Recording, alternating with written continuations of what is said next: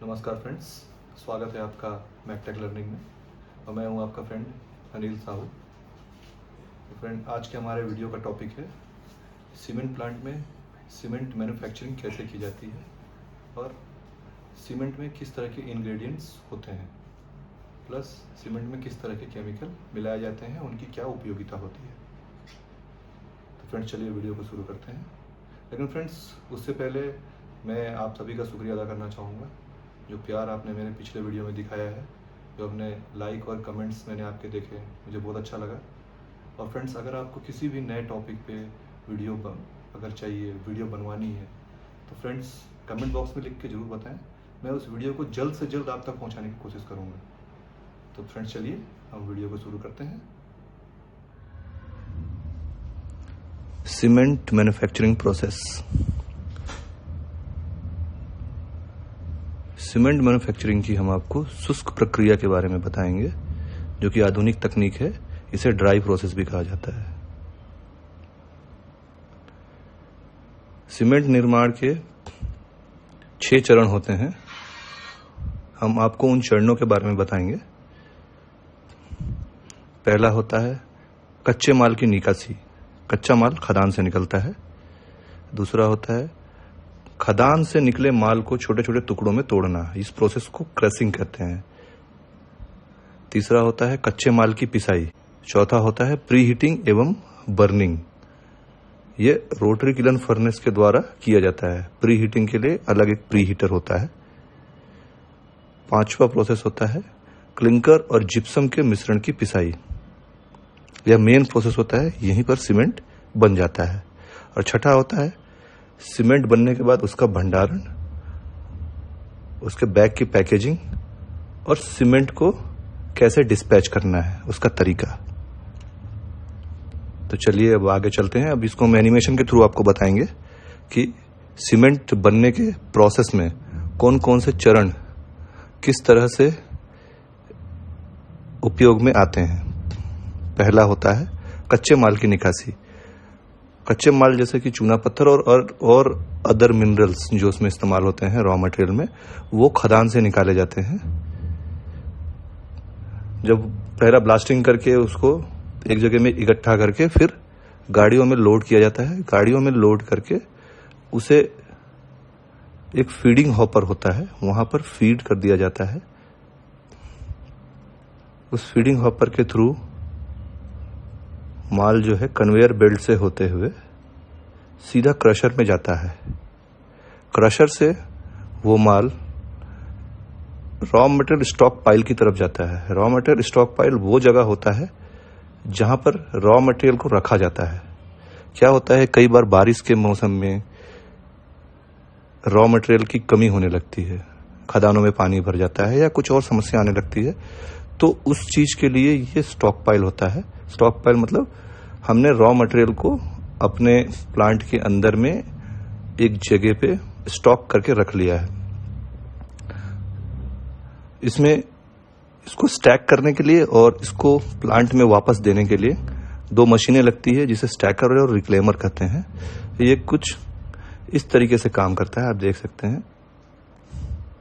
इसे स्टैक करता है और रिक्लेम मैं आपको दिखाऊंगा। ये यहां से माल उठा करके प्लांट को दे दिया।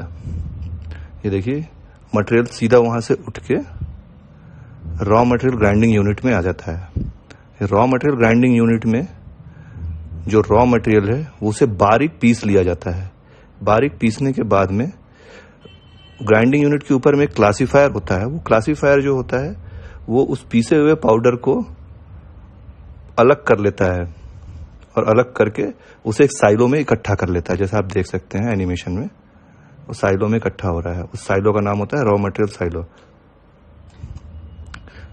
फिर उस रॉ मटेरियल साइलो से बकेट एलिवेटर के थ्रू वो मटेरियल जो है वो प्री हीटर में जाने लगता है।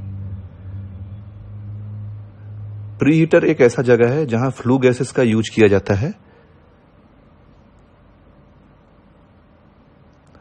फ्लू गैसेस का इस्तेमाल करके प्री हीटर में हम रॉ मटेरियल को प्री हीट कर लेते हैं। इसका प्री हीटिंग टेम्परेचर 1800 से 2000 के आसपास रहता है। फिर वो जो मटेरियल है वो किलन फर्नेस की तरफ आता है। ये जो फ्लू गैसेस होते हैं ये किलन फर्नेस से ही जाता है। और अब जब रॉ मटेरियल जो है वो प्री हीट होकर के किलन फर्नेस की तरफ आ गया, अब यहाँ पर उस रॉ मटेरियल की बर्निंग शुरू हो जाएगी। अब वो रॉ मटेरियल नहीं रह गया है, अब वो क्लिंकर के फॉर्म में बनना शुरू हो जाता है इस किलन फर्नेस के पास में। किलन फर्नेस का टेम्परेचर कम से कम 1500 डिग्री सेल्सियस के आसपास रहता है और ये काफी गर्म होता है। ये एक तरह का रोटरी फर्नेस होता है। जब यहां से ये क्लिंकर पार होते हैं तो इसके बाद में जस्ट आगे इसे ठंडा करने के लिए एक क्लिंकर कूलर लगा होता है, जहां पर क्लिंकर ठंडे होते हैं और आगे या स्टोर करने के लिए वो चेन कन्वेयर होती है। चेन कन्वेयर जो है वो इस ठंडे हुए क्लिंकरों को क्लिंकर साइलो के अंदर ले जाता है। ये चेन कन्वेयर होता है। चेन कन्वेयर का इस्तेमाल इसलिए किया जाता है ताकि वो इतना गर्म होता है कि अगर हम बेल्ट कन्वेयर का इस्तेमाल करेंगे तो वो पिघल जाएगा। इसलिए यहाँ चेन कन्वेयर का इस्तेमाल करके इस सारे क्लिंकरों को क्लिंकर साइलो में स्टोर कर लिया जाता है। फिर क्लिंकर साइलो जो है वहां से अब आप इस क्लिंकरों को दो अलग अलग जगहों पे भेज सकते हैं।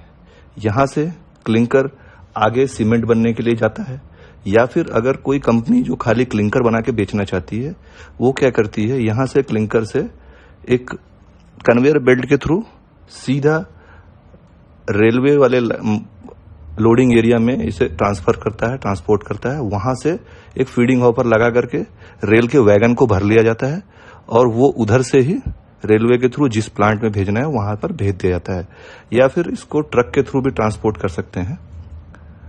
लेकिन हमको यहाँ पर इसी प्लांट में सीमेंट बनाना है। फिर आगे वो जिस प्लांट में भी जाएगा वो प्रोसेस सेम रहेगा जो हम आपको आगे बताने वाले हैं। तो जब ये क्लिंकर साइलो से वहां भी जाकर के वो दूसरे प्लांटों में भी क्लिंकर साइलो में ही स्टोर होगा। फिर वो क्लिंकर साइलो से कुछ इस तरह से जाएगा वीआरएम में। वीआरएम होता है एक सीमेंट मिल होता है, ये वीआरएम वर्टिकल रोलिंग मिल बोलते हैं इसे। जब मटेरियल यहां से ये क्लिंकर यहां से जाएगा और जिप्सम स्टॉक से जिप्सम आएगा, या फिर और जो मिनरल्स हैं वो हमको जो भी एडिटिव्स यहाँ यूज करने, सेकेंडरी एडिटिव्स, वो हम यहाँ से यूज करते हैं। फिर ये यहाँ पर ग्राइंडिंग होना शुरू होता है। ये सीमेंट मिल है। सीमेंट मिल के ऊपर भी क्लासीफायर होता है। ये क्लासीफायर जो है जो पीसे हुए पाउडर जो रहते हैं क्लिंकर के और जिप्सम और मिनरल्स के जो मिक्सचर थे जो हमने पीसे सीमेंट मिल में, वो पाउडर फॉर्म में जो हो जाते हैं, ऊपर में क्लासीफायर जो लगा होता है वो क्लासीफायर उसको खींच करके ऊपर की तरफ से ओपीसी साइलो में ले जाता है। ओपीसी साइलो जो आप देख सकते हैं, ये ब्लू कलर का जो टैंक दिख रहा है ये ओपीसी साइलो है। ये यहां से क्लासीफायर से सीमेंट ओपीसी साइलो में जाएगा। ओपीसी साइलो के नीचे बल्क लोडिंग यूनिट होता है। ओपीसी साइलो के नीचे जो बल्क लोडिंग यूनिट होता है वो बल्क लोडिंग यूनिट बल्कर के लोडिंग के लिए होता है। अब यहां से हम सीमेंट डायरेक्ट डिस्पैच कर सकते हैं। यहां पर ओपीसी सीमेंट बन चुका है और ये जो साइलो है ओपीसी साइलो, ये उसके स्टोरेज का एक जगह है। उसके नीचे में ये जो एरिया दिख रहा है जहां भी सीमेंट देखिए लोड हो रहा है गाड़ी में, डायरेक्ट यहां से सीमेंट गाड़ी में लोड होता है। इसके नीचे का जो एरिया है वहां पर लोड सेल होता है और यहां से गाड़ी डिस्पैच हो जाती है लोड होकर के। अब आगे चलते हैं। यहां तो सीमेंट हमारा ओपीसी सीमेंट बन चुका है। अब प्लांटों में खाली ओपीसी सीमेंट नहीं बनते हैं, और भी कई तरह के सीमेंट बनते हैं, जैसे पीएससी सीमेंट जिसे पोर्टलैंड स्लैग सीमेंट कहते हैं, और दूसरा सीमेंट भी आता है जिसे पोजोलाना पोर्टलैंड सीमेंट कहते हैं। तो हम यहाँ पर आपको पोजोलाना पोर्टलैंड सीमेंट के बारे में बताएंगे कि अब पोजोलाना पोर्टलैंड सीमेंट बनेगा कैसे। तो पोजोलाना पोर्टलैंड सीमेंट जो जनरली हम घर बनाने के लिए यूज करते हैं, जो हमको बाहर मार्केट में मिला मतलब इजीली अवेलेबल है। ऑर्डिनरी पोर्टलैंड सीमेंट केवल इंडस्ट्रियल यूज के लिए आता है। तो अब हम आपको बताएंगे कि पोजोलाना पोर्टलैंड सीमेंट बनता कैसे है। पोजोलाना पोर्टलैंड सीमेंट बनाने के लिए हम ऑर्डिनरी पोर्टलैंड सीमेंट को डायरेक्ट एक ब्लेंडिंग यूनिट में ले जाते हैं। ये देख सकते हैं आप, ये आ गया ब्लेंडिंग यूनिट में। फिर उसमें थोड़ा फ्लाई एश मिक्स करेंगे। फ्लाई एश का परसेंटेज 15 से 35% तक वेरी करता है। ये अलग अलग सीमेंट बनाने वाली कंपनी के हिसाब से उसका इंग्रेडिएंट किस तरह के हैं, वो किस क्वालिटी का सीमेंट बना रहा है, ये उसके ऊपर डिपेंड करेगा। तो फिर उसके बाद में उसको ब्लेंड कर लिया जाता है। ब्लेंडिंग कुछ नहीं है, एक प्रोसेस है दोनों को प्रॉपर प्रोपोर्शन में मिक्स करने का। फिर ब्लेंडिंग यूनिट में ही हमारा पीपीसी सीमेंट तैयार हो जाता है। फिर ये देख सकते हैं, ये ट्रांसफर कर दिया जाता है पीपीसी सीमेंट साइलो में। तो पीपीसी सीमेंट साइलो में ये हमारा सीमेंट पीपीसी सीमेंट रेडी है। उसके नीचे भी सेम बल्क लोडिंग यूनिट होता है, जहां से हम सीमेंट को डायरेक्ट बल्कर में लोड करके जहां बल्क में जरूरत है वहां पर हम भेज सकते हैं। उसके बाद हम चलते हैं पैकेजिंग की तरफ। सीमेंट तो बन के रेडी हो गया है, साइलो में स्टोर हो गया है। दोनों तरह के सीमेंट हमारे तैयार हैं, ओपीसी सीमेंट और पीपीसी सीमेंट। अब हम चलते हैं पैकिंग प्लांट की तरफ, जहां हमारी बोरियां पैक होगी। अब तो उसके लिए हमारे साइलो से एयर स्लाइड एक होता है। एयर स्लाइड एक ऐसा इक्विपमेंट है, एक ऐसा मतलब सिस्टम है जिसके थ्रू हम सीमेंट को स्लाइड करा करके साइलो से डायरेक्ट पैकिंग प्लांट में लेके जाते हैं। तो आप देख रहे हैं दोनों में एयर स्लाइड, ओपीसी साइलो और पीपीसी साइलो दोनों में एयर स्लाइड के कनेक्शन रहते हैं पैकिंग प्लांट से। और एयर स्लाइड के जो है कनेक्शन वो डायरेक्ट जाकर के एक रोटरी पैकर यूनिट होता है पैकिंग प्लांट में, जिसमें 6 बैग 8 बैग उनकी अलग अलग प्लांटों के हिसाब से अलग अलग मतलब कंपनी की जो मैन्युफैक्चरिंग होती है उसके हिसाब से वो अपना सेट करते हैं। उनका कितना टन पर डे का टर्नओवर है उसके हिसाब से वो सेट करके रखते हैं। उनकी बल्क में कितनी बिक्री है और उनकी ऐसे सीमेंट में उनको बैग में कितना बना के कितना पैक करना है, उनके जो टारगेट रहते हैं उसके हिसाब से वो पैकिंग प्लांट को सेट करते हैं।